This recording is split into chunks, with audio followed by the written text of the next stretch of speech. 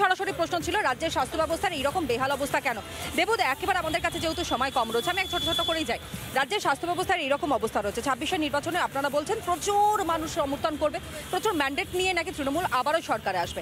এই কথাটা দিন না, যে স্বাস্থ্য নিয়ে কোনো রকমের কোনো চিন্তা নেই, শিক্ষা নিয়ে কোনো চিন্তা নেই, চাকরি নিয়ে কোনো চিন্তা নেই, অন্ততপক্ষে কোনো চুরি, কোনো ছাঁচড়ামি, কোনো তোলাবাজি আর হবে না।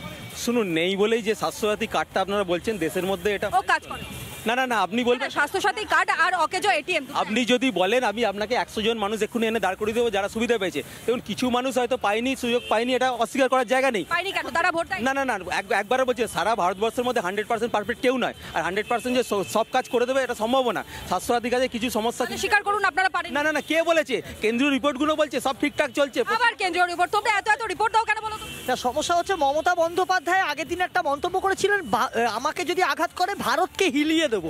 ওনার শিক্ষা ব্যবস্থা, স্বাস্থ্য ব্যবস্থা এবং ওনার সরকারটাই হেলে পড়েছে। সেই কারণে দেবুদার খুব যন্ত্রণা আমি বুঝতে পারছি। 2026 এই যন্ত্রণা নিয়েই সরকারটা চলে যাবে তৃণমূলের। এবং মানুষের অভিশাপ, এই যে শিক্ষা থেকে স্বাস্থ্য এক বিষবাও জলে, তার জন্যই মানুষ আজকে তিতবিরক্ত হয়ে রাস্তায় নেমেছে। মানুষ উত্তর দেবে তো? মানুষ উত্তর দেবে তো? দেখুন, রাজ্যের যা আজকে স্বাস্থ্য অবস্থা, এই বারাসাত জেলা হাসপাতাল, রাত্রিবেলা আপনি যান 8টা 8:30টার পরে হাসপাতালে এমার্জেন্সির মধ্যে একজন ডাক্তার, সেই সব করছে। এই বেহাল স্বাস্থ্য অবস্থার জন্য আমরা রাজ্যের স্বাস্থ্যমন্ত্রীর পদত্যাগ চাই। যদিও জানি উনি পদত্যাগ করবেন না, 4 মাস পরে মানুষ ওনাকে ঘাত ধাক্কা দিয়ে নবান্ন থেকে তাড়িয়ে ছাড়বে। একেবারে মমতা বন্দ্যোপাধ্যায় বলুন, কিছু একটা বলতে যাচ্ছিলেন, আমি থামিয়ে। না না না, সেটা নয়। মানুষকে সিদ্ধান্ত করতে হবে 2026-এ সে কি করবে।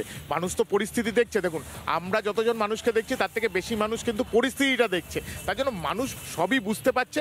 মানুষ যদি জোট বেঁধে সিদ্ধান্ত করে, আমার মনে হয় এই ভোটটা মানুষের কাছে একটা অগ্নি পরীক্ষার কাজ হবে। মানে গণতন্ত্রের মানুষের শেষ কথা বলে, কিন্তু একেবারে সময় যেহেতু আমার কাছে শেষ, একেবারে শেষ প্রশ্ন একটাই রাখবো। এই রাজ্যের যা স্বাস্থ্য ব্যবস্থা রয়েছে, যা শিক্ষা ব্যবস্থা রয়েছে, যেটা মূল দণ্ড, মূল পরিকাঠামো, সেটাই সম্পূর্ণভাবে ভেঙে দিয়েছে এই রাজ্যের রাজ্য সরকার।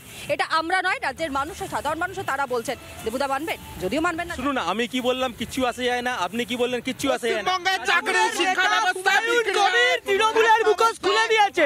তৃণমূলের নেতা ফিরহাদ হাকিম চোর, বিজেপি চোর, বিজেপি চোর, বিজেপি চোর, ভোট চোর, বিজেপি ভোট চোর, বিজেপি ভোট চোর, বিজেপি ভোট চোর, বিজেপি ভোট চোর, 2026-এ মানুষ ঘাত ধাক্কা দিয়ে চালাবে। বিজেপি ভোট চোর, যাও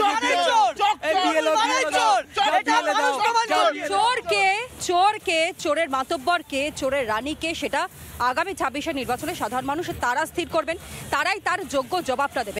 নানা ধরনের কন্টেন্ট দেখার জন্য লাইক করুন, শেয়ার করুন আমাদের ফেসবুক পেজ, সাবস্ক্রাইব করুন আমাদের ইউটিউব চ্যানেল। পাশাপাশি অন্যান্য ব্রেকিং নিউজের জন্য অবশ্যই চোখ রাখুন রিপাবলিক বাংলায়।